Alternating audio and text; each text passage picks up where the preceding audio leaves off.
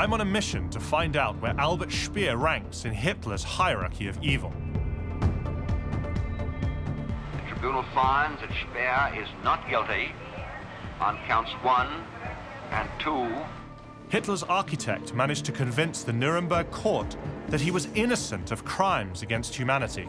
Speer was a brilliant liar, and he was also a brilliant actor. You know, he played this role of the kind of apologetic, gentlemanly, quote-unquote, good Nazi, you know, to the absolute maximum, and it worked. I'm on my way to a place that will prove, beyond a shadow of a doubt, just how guilty he was.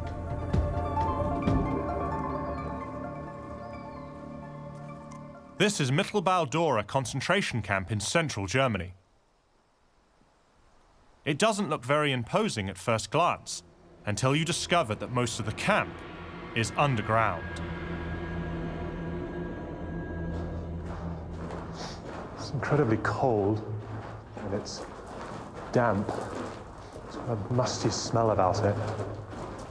It's here that Albert Speer committed atrocities that almost defy imagination.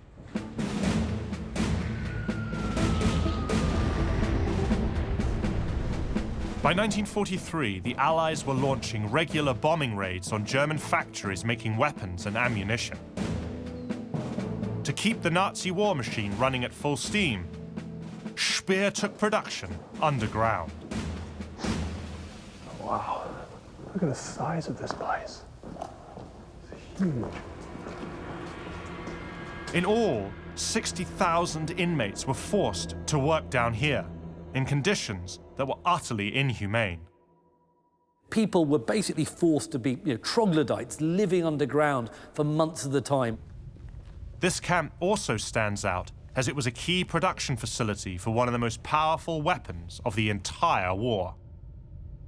This is an engine from a V2 rocket, and that's what they were assembling down here in these tunnels.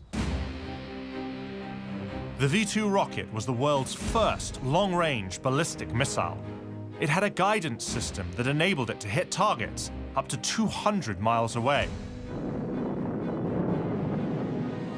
Hitler unleashed the V2 on the cities of Western Europe and Britain in September 1944, causing devastating damage and mass civilian casualties. It was the Führer's last, desperate attempt to prolong the war and remain in power. But to make that happen, he needed a steady supply of V2s to hurl at them. Look at this. Parts of rockets. So this is clearly chamber 44, one of the chambers where the laborers were forced to build armaments. At one point, 1,000 laborers were forced to live in this small chamber. Slaves worked and slept down here for months on end, using barrels for a latrine. Speer visited Mittelbau-Dora personally, so any denial on Speer's part of knowing the extent of the conditions and the suffering there is a complete lie. Laborers were regularly worked to death, building a weapon that in reality didn't pay off. The big irony about the V2 rocket is that more people were killed making that rocket than were killed by that rocket. You only have to look at the grim statistics of Mittelbau-Dora to realize what a horrific place it was. Between 43 and 45, 60,000 people were sent there, and only 20,000 got out alive. That's 40,000 deaths right on Albert Speer's doorstep. Ooh. And these look like stretchers used to bring the dead bodies of the inmates up here.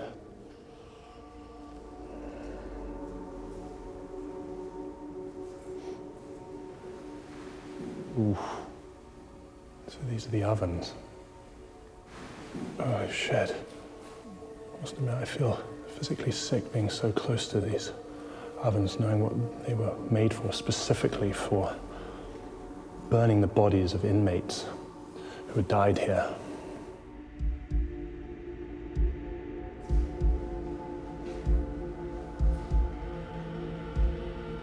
Looks like there's artwork on these walls. Flowers. It's so strange to see artwork on the walls of a crematorium. Ultimately, Speer never shared the fate of the thousands who died behind the camp walls. He was released from Spandau prison on October 1st, 1966, to adoring crowds and an enthusiastic press. What I find extraordinary is that Albert Speer emerges from Spandau after 20 years imprisonment, and he becomes the kind of darling of the talk show circuit. And he's even interviewed by Playboy magazine. Speer was now widely known as having been Hitler's closest confidant. This made him a hot commodity in a world still fascinated with the man who dragged it to the brink of total destruction. The newly freed Speer was only too happy to give the people what they wanted, with an extra helping of wit and charm. The fact that before 1945 he seems to be one person, and after 1945 he portrays himself as a completely different person suggests a skillfulness in being able to manage multiple impressions, which is not something that everybody can necessarily do. Speer died in 1981 at age 76. To many, he remained the Nazi who saw the light, a lone, noble figure among some of history's worst criminals. He sold the world a massive lie that he was essentially a decent man caught up in a very, very kind of compromising position. No, he willingly became friends, with the most evil man of the 20th century. He was a key component of the Nazi regime. I think he was a thoroughly detestable and evil man.